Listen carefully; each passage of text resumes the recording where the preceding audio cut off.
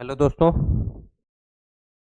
आप सबका स्वागत है हमारी हिंदी की एक और क्लास में। जैसा कि सभी को पता है कि हिंदी की क्लासेस चल रही है हमारे चैनल पर। हिंदी विलोम शब्द की क्लास हम ख़त्म कर चुके हैं। आज हिंदी अनेक शब्दों के लिए एक शब्द की लगभग 7वीं क्लास है। ठीक, तो सभी बच्चे फटाफट जुड़ जाएं और एक दूसरे को शेयर कर दें। जो भी बच्चे चैनल पे नए होंगे लाइक शेयर और सब्सक्राइब करेंगे, अपने दोस्तों को भी शेयर कर देंगे। आइए चलिए शुरू करते हैं आज का पहला क्वेश्चन। ठीक है, सभी लोग फटाफट जुड़ जाइए। चलिए, कही हुई बात को बार बार कहना। ठीक। हम्म कही हुई बात को बार बार कहना मतलब क्या होता है? पुनरुक्ति। पुनरुक्ति मतलब बार बार दोहराना, किसी बात को बार बार दोहराना, किसी भी बात को कहना बार बार दोहराना पुनरुक्ति कहलाता है। ठीक। कही हुई बात को बार बार कहना क्या कहलाता है? पुनरुक्ति कहलाता है। Option D is the right answer. UPPCS में 2012 में पूछा गया क्वेश्चन है। ठीक है, एक चीज़ हम आप सभी को क्लियर कर दें कि क्वेश्चन लगभग 25 से 30 क्वेश्चन आप लोगों को डेली सॉल्व कराया जा रहा है। कभी कभी 40 भी हो जाता है, कभी कभी 35 हो जाता है। ठीक, तो एक चीज़ ध्यान रखिएगा, कभी कभी 20-25 भी होता है। तो इस चीज़ को ध्यान रखिएगा कि किसी भी क्वेश्चन में किसी भी तरह की कोई भी समस्या होगी तो कमेंट करके जरूर बताइएगा। चैनल पर नए होंगे तो लाइक शेयर और सब्सक्राइब कीजिएगा। ठीक है, पहला क्वेश्चन का आंसर, एक क्वेश्चन आपको सॉल्व कराएंगे, कोशिश करेंगे उसके जो और भी ऑप्शन दिए गए उन सबको भी हम बता दें। तो एक क्वेश्चन से समझिए 3 से 4 क्वेश्चन आपके बन जाएंगे। तो टोटल क्वेश्चन लास्ट में आप लोगों के समझिए 60 से 70, 50-60 क्वेश्चन टोटल तैयार होंगे। ठीक, तो एक क्वेश्चन को मत समझिएगा कि सिर्फ एक क्वेश्चन बन रहा है। ठीक है, इस जैसे हो गया कि कही हुई बात को बार बार कहना, पुनरुक्ति। ठीक है, कथित क्या है? कही गई बात। कही गई बात क्या है? कथित होती है, उसको क्या बोलते हैं? कही गई बात को कथित बोलेंगे।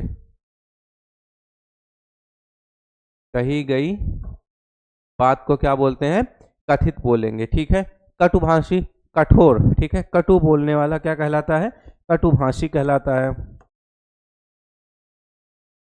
कटु बोलने वाला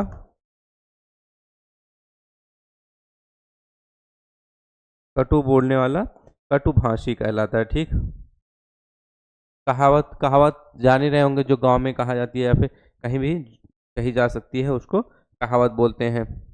ठीक है, कहावत मुहावरा जैसे उसी को बोलते हैं कहावत। ठीक है, क्लियर है चारों ऑप्शन? नेक्स्ट क्वेश्चन की तरफ बढ़ते हैं। अगला क्वेश्चन है, जो आसानी से प्राप्त किया जा सके उसके लिए एक शब्द। किसकी बात हो रही है? जो आसानी से प्राप्त किया जा सके, सर्वज्ञ, सर्वजीत, सुलभ और सुखद। ठीक है, तो इसमें से सही आंसर कौन सा होगा ये आप सभी को बताना है। आप सभी लोग कोशिश कीजिएगा कि कमेंट में भी आंसर देते रहिएगा। ठीक है, तो जो आसानी से प्राप्त हो सके उसको क्या बोलेंगे? सुलभ बोलते हैं। जो आसानी से प्राप्त हो सके। सर्वज्ञ किसको बोलते हैं? सब कुछ जानने वाला सर्वज्ञ कहलाता है। ठीक है, सब कुछ जानने वाला क्या कहलाएगा? सर्वज्ञ कहलाता है। ठीक है, सुखद क्या है? सुख देने वाला सुखद कहलाता है। ठीक है,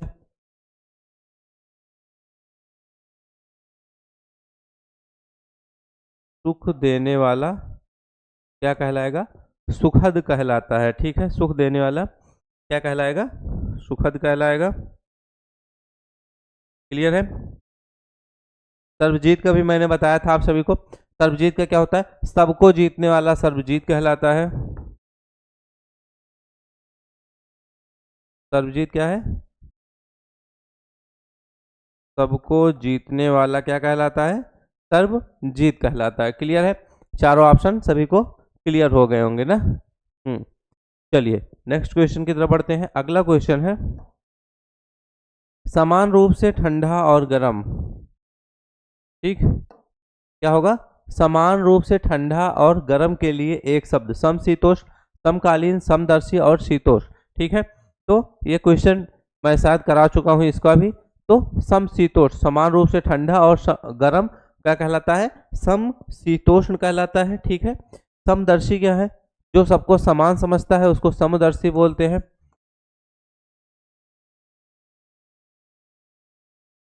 जो सबको क्या करे, समान, ठीक है, सामान्य, समान समझता है, समान समझता है उसको समदर्शी बोलते हैं। समान समझता है उसको समदर्शी बोलेंगे। क्लियर है। समकालीन क्या है, उसी समय में रहने वाला, सेम समय में रहने वाला समदर्शी कहलाता है। उसी समय में रहने वाला, उसी समय में रहने वाला समदर्शी। शीतोष्ण क्या है, ठंडा और गर्म शीतोष्ण कहलाता है।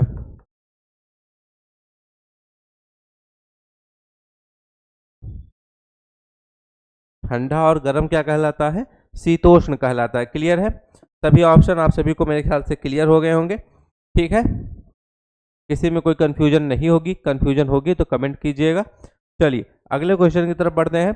नेक्स्ट क्वेश्चन है, जो कहा ना गया हो के लिए उपयुक्त एक शब्द क्या है। क्या है, जो कहा ना गया हो के लिए उपयुक्त एक शब्द इसमें से कौन सा होगा। तो इसके बारे में भी शायद बता ही चुके होंगे, अकथित। अकथित क्या है, जो कहा ना गया हो उसको अकथित बोलते हैं। कथनीय क्या है, कहने योग्य जो होता है उसको कथनीय बोलते हैं। ठीक है,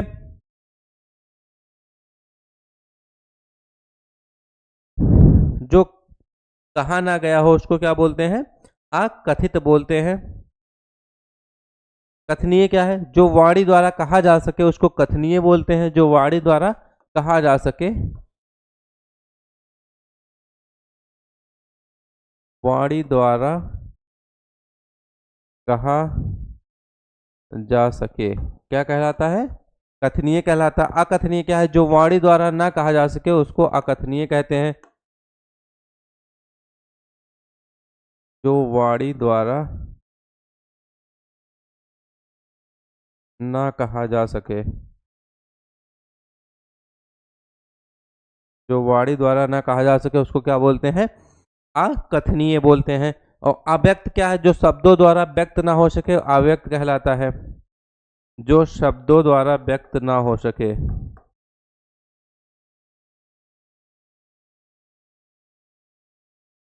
जो शब्दों द्वारा व्यक्त ना हो सके अव्यक्त कहलाएगा। ठीक है, क्लियर। जो शब्दों द्वारा व्यक्त ना हो सके उसको क्या कह लेंगे, क्या कहेंगे, अव्यक्त कहेंगे। चलिए नेक्स्ट क्वेश्चन की तरफ बढ़ते हैं, आइए देखते हैं। ठीक है, मेरे ख्याल से सभी क्लियर होंगे आप सभी को। अगला क्वेश्चन है, अकथनीय।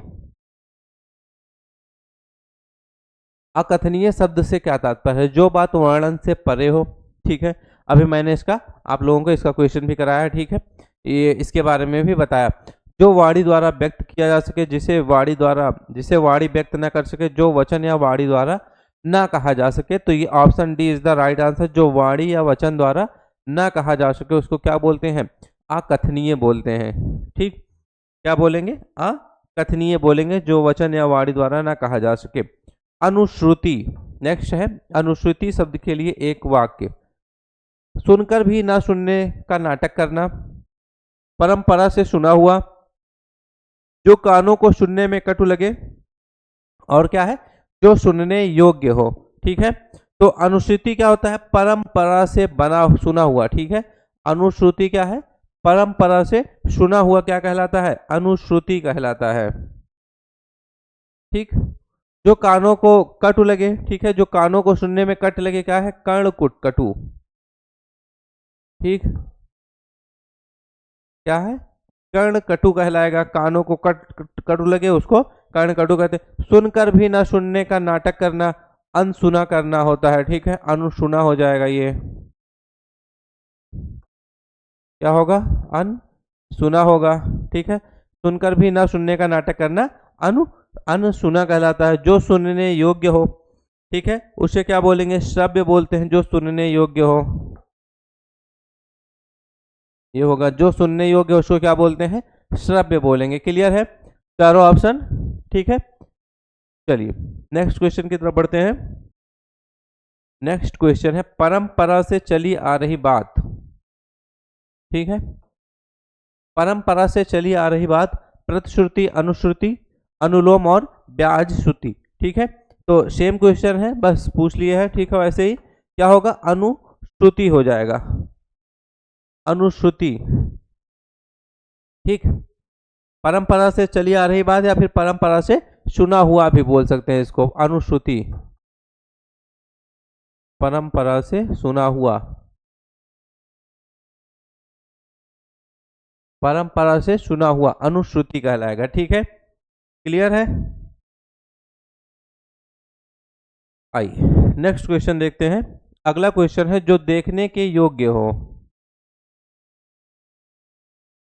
जो देखने के योग्य, उसके लिए एक शब्द, सही शब्द कौन सा है, दर्शनीय, समदर्शी, प्रियदर्शी, सर्वप्रिय। तो राइट आंसर क्या है, दर्शनीय। जो देखने के योग्य हो क्या कहलाता है, दर्शनीय कहलाता है। प्रियदर्शी क्या है, जो देखने में प्रिय लगे, ठीक है। जो देखने में प्रिय लगे उसको क्या बोलते हैं, प्रियदर्शी।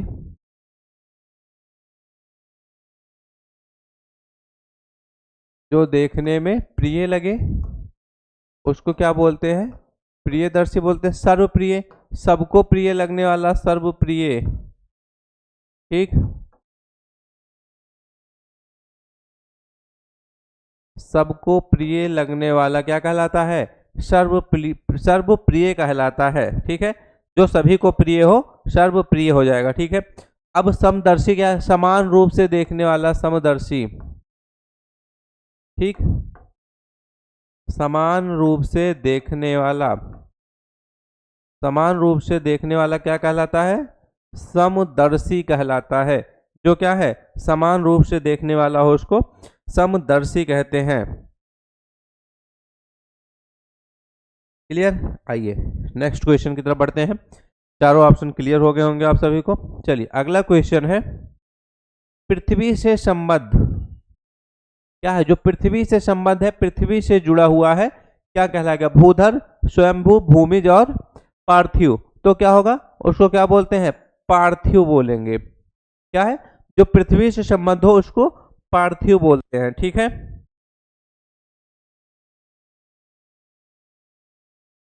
अगला क्या है, इस लोक या संसार से संबंध रखने वाला क्या होता है, इहलौकिक होता है। ये भी ध्यान दीजिएगा आप लोग, ठीक है। इस शब्द को भी ध्यान दीजिएगा।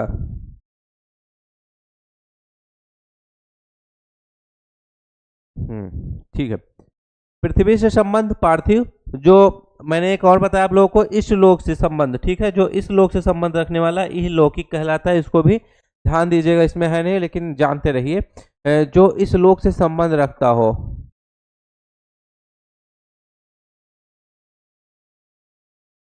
इस लोक से संबंध रखता हो, क्या कहलाता है, इहलौकिक कहलाता है।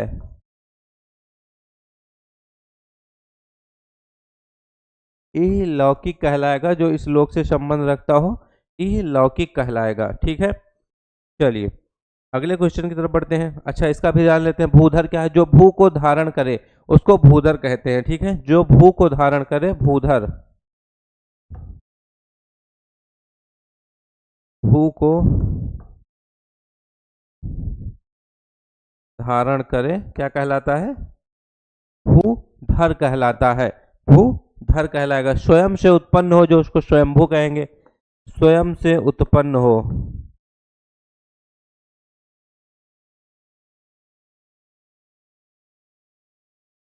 क्या होगा, स्वयं से उत्पन्न हो क्या कहलाता है, स्वयं, स्वयंभू कहलाता है। भूमिज क्या है, भूमि से जन्म लेने वाला भूमिज कहलाएगा, ठीक। भूमि से जन्म लेने वाला, क्लियर है। चारों ऑप्शन फिर से सभी को क्लियर हो गए हैं। भूमि से जन्म लेने वाला भूमिज कहा जाता है, ठीक है। चलिए नेक्स्ट क्वेश्चन की तरफ बढ़ते हैं। नेक्स्ट क्वेश्चन है भूधर। अभी मैंने इसका बताया कि जो भू को धारण करता है भूधर कहलाता है। भूधर क्या है, जो भू को धारण करता है भूधर कहलाता है। पृथ्वी से संबंध का मैंने बताया पार्थिव होता है, ठीक है। भूमि से उत्पन्न होने वाला का भी बता चुका हूं अभी अभी, नेक्स्ट पिछले वाले क्वेश्चन में बताया, भूमि से उत्पन्न होने वाला, और ठीक है,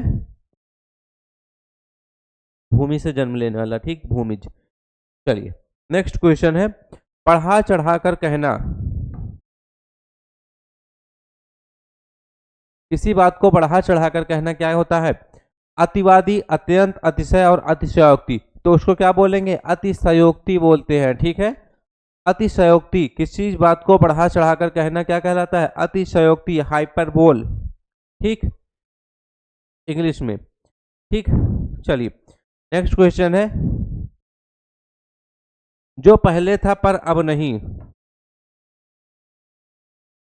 जो पहले था पर अब नहीं के लिए एक शब्द, पूर्वज, भूतपूर्व, अंत्यज और अनागत। तो चार ऑप्शन है, क्या हो जाएगा? जो पहले था पर अब नहीं है उसको क्या बोलते हैं? भूतपूर्व बोलेंगे। 2 बार क्वेश्चन पूछा जा चुका है ये, ठीक। तो भूतपूर्व कहलाता है। इसी तरह जो पहले जन्मा हो उसको क्या बोलते हैं? पूर्वज। क्या होगा? जो पहले जन्मा हो।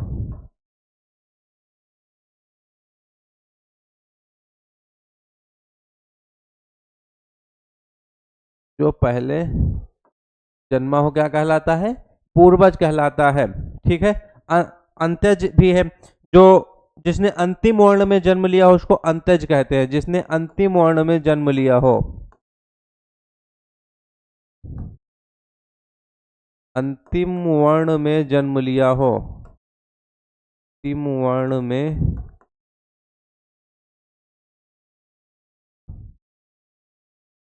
जन्म लिया हो क्या कहलाता है? अंत्यज कहलाता है, ठीक है। क्लियर है? आइए अगले क्वेश्चन की तरफ बढ़ते हैं, ठीक है। मेरे ख्याल से सभी क्लियर हो गए होंगे, आपको सभी क्वेश्चन क्लियर होंगे, किसी में कोई कंफ्यूजन नहीं होगी। नेक्स्ट क्वेश्चन है, जो कठिनाई से मिलता है। क्या है? जो कठिनाई से मिलता है, दुर्लभ, अप्राप्य, अर्लभ और अलभ्य और अनुलब्ध। तो उसको क्या बोलते हैं? जो कठिनाई से मिलता है उसको दुर्लभ बोलेंगे। कठिनाई से मिलने वाला क्या कहलाता है? दुर्लभ कहलाता है, ठीक है। इसी तरह क्या है? अलभ्य, जिसे प्राप्त, जिसे लाभ ना प्राप्त हो उसको अलभ्य बोलते हैं। क्या है? जिसे लाभ ना प्राप्त हो, लाभ ना प्राप्त हो क्या होगा? अलभ्य होगा। और इसी तरह अप्राप्य क्या है? जिसे प्राप्त ना किया जा सके उसे अप्राप्य बोलेंगे। जिसे प्राप्त ना किया जा सके उसे अप्राप्य बोलेंगे। अनुपलब्ध क्या है? जो उपलब्ध ना हो उसको अनुपलब्ध बोलेंगे। अनुपलब्ध क्या है? जो उपलब्ध ना हो, जो उपलब्ध ना हो उसको क्या बोलेंगे? अनुपलब्ध। क्लियर है? सभी सभी ऑप्शन सभी को क्लियर हो गए होंगे। चलिए अगला क्वेश्चन है, जो कठिनाई से समझने योग्य है। जो कठिनाई से समझने योग्य क्या कहलाता है? दुर्बोध। जिसको कठिनाई से समझा जा सके उसको दुर्बोध बोलते हैं, ठीक है। चलिए, जो कठिनाई, जो कठिन हो उसको क्लिष्ट बोलेंगे। जो कठिन हो, क्लिष्ट का मतलब जो कठिन हो।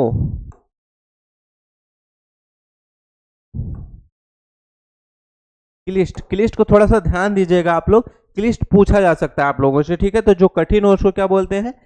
क्लिष्ट बोलेंगे। दुर्गम क्या है? जहां पर जाना कठिन हो, दुर्गम, दुर्गम रास्तों का बारे में आप लोगों ने सुना होगा, ठीक है। तो जहां जाना कठिन हो उसको दुर्गम बोलते हैं। जहां जाना कठिन हो, जहां जाना कठिन हो क्या कहलाता है? दुर्गम कहलाता है। क्लियर है? चलो ठीक है। चलिए नेक्स्ट क्वेश्चन की तरफ बढ़ा जाए। आइए, जो आंखों से परे है। लगभग बहुत सारे क्वेश्चन है जो मैं रिपीट हो रहे हैं, ठीक है। उसमें से मैं कोशिश कर रहा हूँ कि सभी क्वेश्चन के आंसर आपको बता दे रहा हूँ, ठीक है। कोई भी छूटने ना पाए। एग्जाम में अगर इसमें से क्वेश्चन आ रहा है तो आप लोग गलत मत कीजिएगा, सारे क्वेश्चन जरूर करके आइएगा। तो जो आंखों से परे हो, परोक्ष क्या कहलाता है? परोक्ष। एक चीज और ध्यान दीजिए आप लोग कि आज यूपी पीसीएस 2025, ठीक है, कि नोटिफिकेशंस आ गई है फॉर्म भरने के लिए। आप लोग फॉर्म फिलअप कर सकते हैं। 200 पोस्टें हैं। पोस्ट घट भी सकती है और बढ़ भी सकती है।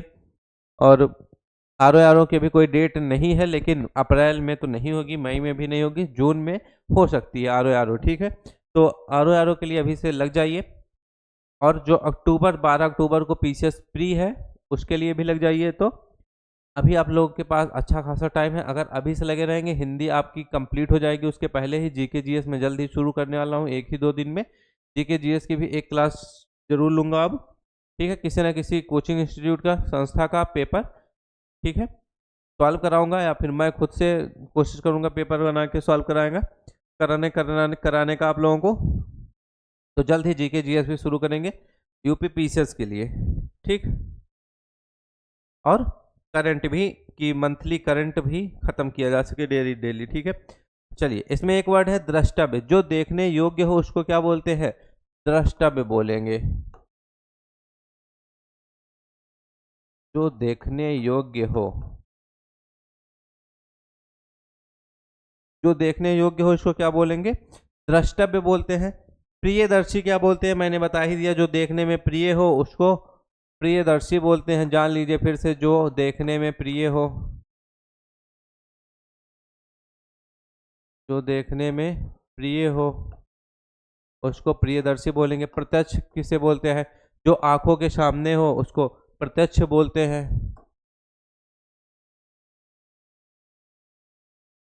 जो आंखों के सामने हो क्या बोलेंगे? उसको प्रत्यक्ष बोलते हैं। क्लियर है? चलिए नेक्स्ट क्वेश्चन की तरफ बढ़ते हैं। अगला क्वेश्चन है जो आंखों के आगे उपस्थित हो। सेम क्वेश्चन, ठीक है। जो आंखों के आगे उपस्थित हो क्या बोलते हैं? प्रत्यक्ष, ठीक है।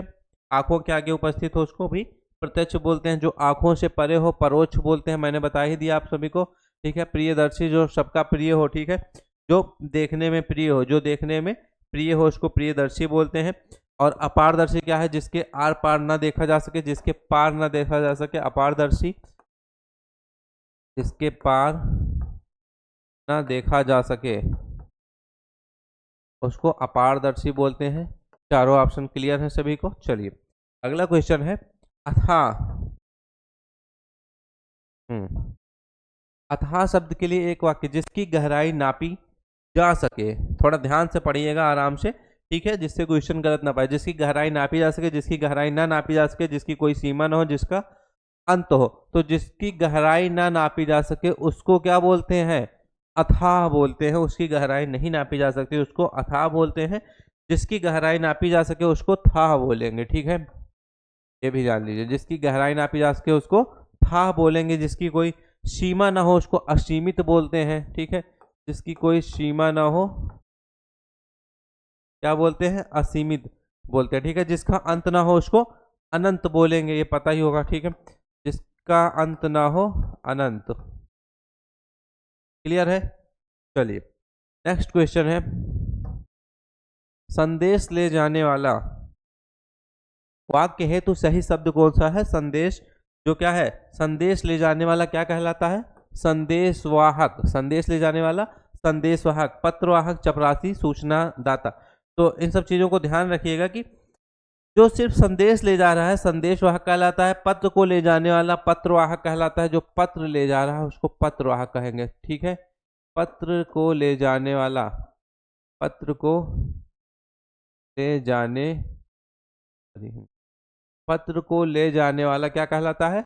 पत्रवाहक कहलाता है। चपरासी या अनुचर क्या है? चपरासी को अनुचर भी बोलते हैं, इस चीज को ध्यान रखिएगा। जो क्या है? किसी संस्था अथवा कार्यालय में होते हैं उनको चपरासी बोलते हैं। जो कि सारा काम करते हैं, सारी चीजें उस कार्यालय की कर रहे हैं उसको चपरासी बोलते हैं, ठीक है। जो संदेश के अतिरिक्त भी और सारा काम कर रहे हैं उनको चपरासी या अनुचर बोलते हैं। क्लियर है? चलिए ठीक है। सूचना दाता पश्चात सूचना देने वाला, सूचना दाता पत्र, पत्र या सूचना देने वाला सूचना दाता, ठीक है। सूचना वाहक, सूचना देने वाला सूचना दाता, ठीक है। क्लियर है? चलिए अगला क्वेश्चन है, नेक्स्ट क्वेश्चन, अनश्वर शब्द के लिए एक वाक्य। नष्ट होने वाला, ईश्वर को ना मानने वाला, नष्ट ना होने वाला, जो इंद्रियों द्वारा ना माना जा सके, इसके लिए एक शब्द क्या होगा? तो नष्ट न होने वाला अनश्वर कहलाएगा। जो नष्ट न हो उसको अनश्वर कहेंगे। नश्वर, नष्ट होने वाले को नश्वर बोलते हैं, ठीक है। जैसे हाँ, नष्ट होने वाला क्या कहलाएगा? नश्वर कहलाएगा। ठीक है, ईश्वर को ना मानने वाला नास्तिक कहलाता है। ठीक है, जो इंद्रियों द्वारा ना जाना जा सके उसको अगोचर बोलेंगे, और ईश्वर को ना मानने वाला नास्तिक कहलाता है, ईश्वर को मानने वाला आस्तिक कहलाता है। ठीक, क्लियर है? चलिए नेक्स्ट क्वेश्चन देखते हैं क्या है। सधवा शब्द के लिए एक वाक्य, सधवा शब्द के लिए एक वाक्य क्या है? जिस स्त्री के पुत्र पति ना हो वह स्त्री जिसका पति दूसरा विवाह कर ले, जिस स्त्री का पति जीवित हो वह स्त्री जिसका पति परदेश से लौटा हो। तो इसके लिए क्या हो जाएगा? सधवा शब्द के लिए जिस स्त्री का पति जीवित हो क्या कहलाता है? सधवा कहलाएगा। जिस स्त्री का पति जीवित हो, पति युक्त स्त्री सधवा कहलाती है। जिस स्त्री के पुत्र और पति ना हो उसको क्या बोलते हैं? जिस स्त्री के पुत्र और पति ना हो उसको क्या बोलते हैं? अवीरा बोलते हैं। क्या बोलेंगे? अबीरा बोलेंगे। जिस स्त्री वह स्त्री जिसका पति दूसरा विवाह कर ले उसको क्या बोलते हैं? अधीउड़ा। ठीक है, ये ध्यान दीजिएगा, अधीउड़ा। ये वाला थोड़ा सा ध्यान दीजिएगा आप लोग। ठीक है, ऑप्शन बी ध्यान दीजिएगा कि जिस स्त्री का पति दूसरा विवाह कर ले उसको अधीउड़ा बोलते हैं। ठीक है, अधीउड़ा। और वह स्त्री जिसका पति परदेश से लौटा हो उसको क्या बोलते हैं? आगत पतिका।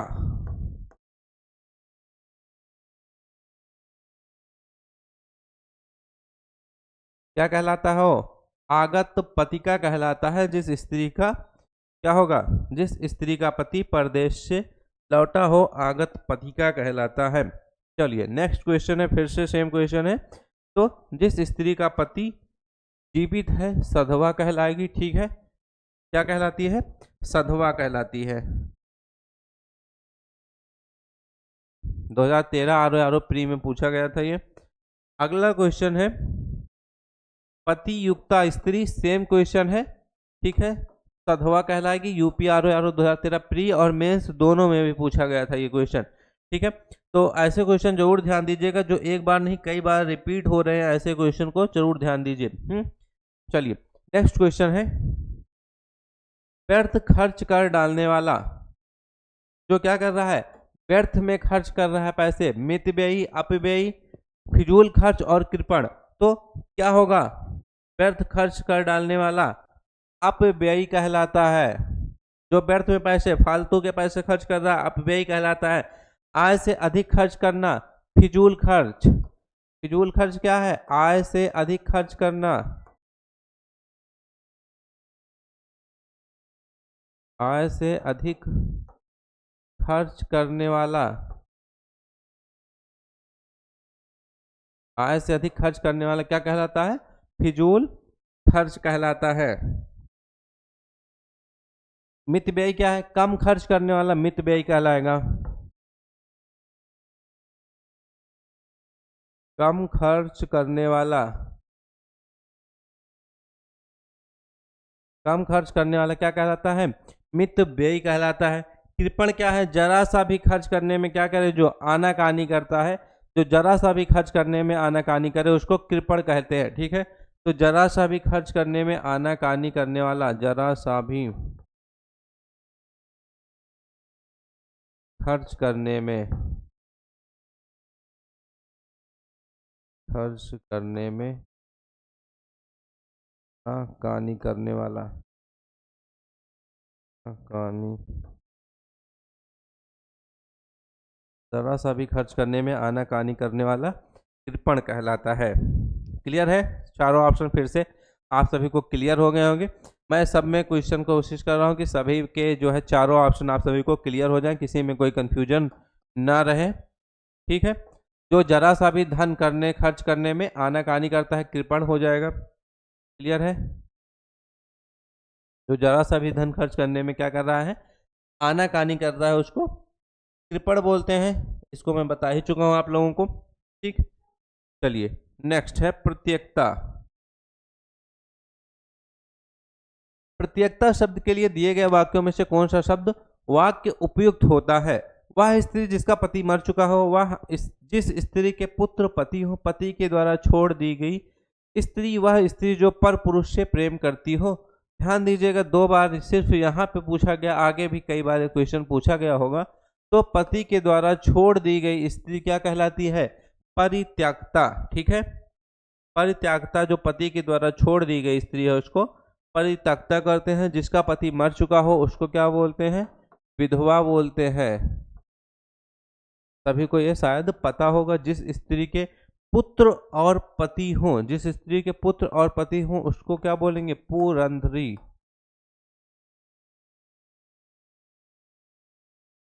क्या बोलते हैं? पुरंधरी। जो स्त्री पर पुरुष से प्रेम करती है उसको परकिया बोलते हैं। पर पुरुष से प्रेम करने वाली स्त्री क्या? पर क्या बोलते हैं उसको? परकिया कहलाती है। ठीक है, चलिए नेक्स्ट क्वेश्चन की तरफ बढ़ते हैं। वह लड़की जिसका विवाह होने को हो,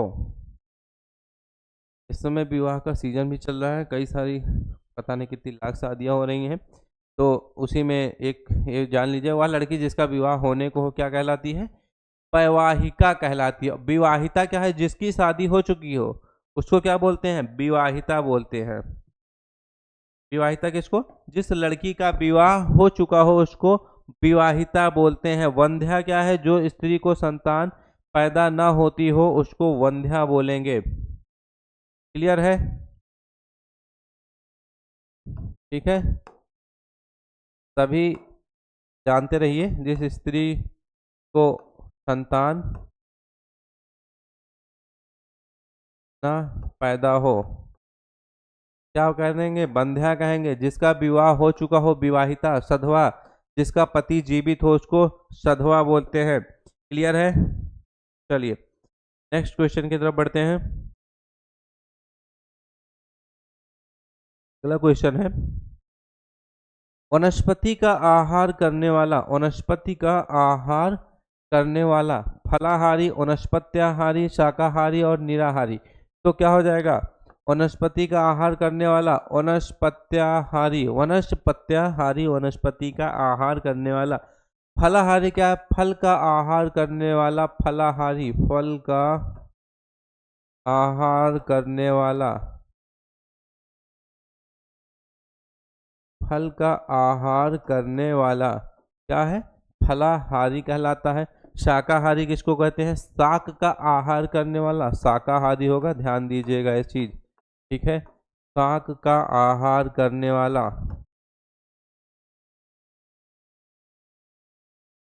शाक का आहार करने वाला शाकाहारी कहलाता है।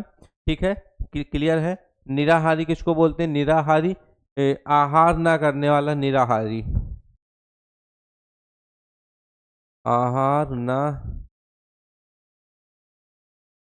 आहार न करने वाला,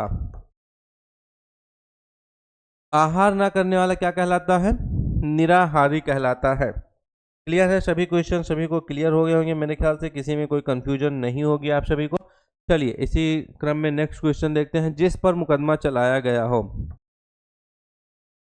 जिस पर मुकदमा चलाया गया हो क्या कहलाता है? अभियुक्त कहलाता है। अभियोगी प्रतिवादी द्रुतगामी नहीं होगा, अभियुक्त होगा। इस चीज को ध्यान रखिएगा। क्लियर है? चलिए अगला क्वेश्चन है नेक्स्ट। जिसके आने की तिथि ना हो, जिसके आने की तिथि ना हो क्या कहलाता है? अतिथि कहलाता है। क्या कहलाता है? अतिथि। जो इधर उधर से घूमता फिरता आ जाए उसको क्या कहेंगे? आगंतुक। क्या है? जो इधर उधर से, जो इधर उधर से घूमता फिरता आ जाए, जो इधर उधर से घूमता फिरता आ जाए क्या कहलाता है? आगंतुक कहलाता है। ठीक है, आतिथ्य क्या है? अतिथि की सेवा सत्कार करने वाला आतिथ्य कहलाता है। ठीक है, अतिथि की सेवा सत्कार करने वाला,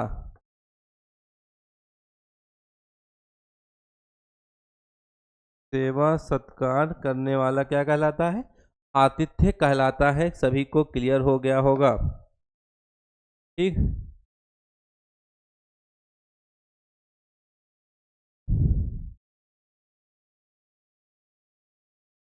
चलिए नेक्स्ट क्वेश्चन की तरफ बढ़ा जाए। आतिथ्य एक वर्ड होता है आतिथ्य, उसका भी जान लीजिए। जिसके यहाँ अतिथि आकर ठहरा हो, ठीक है, वह जिसके यहाँ अतिथि जो है ठहरा हो उसको आतिथ्य बोलते हैं। क्या? आतिथ्य। आतिथ्य बोलेंगे, जिसके यहाँ आकर अतिथि ठहरा हो उसको आतिथ्य बोलेंगे। इस वर्ड को भी नोट कर लीजिएगा, कंफ्यूज मत होइएगा, ठीक है। जिसके आने की तिथि ना हो उसको अतिथि बोलेंगे। चलिए अगले क्वेश्चन की तरफ बढ़ते हैं। अगला क्वेश्चन है अतिथि की सेवा करने वाला। क्या है? अतिथि की सेवा करने वाला। तो मैंने अभी बताया आप लोगों को, आतिथ्य कहलाएगा। क्या है? अतिथि की सेवा सत्कार करने वाला आतिथ्य कहलाता है। क्लियर है?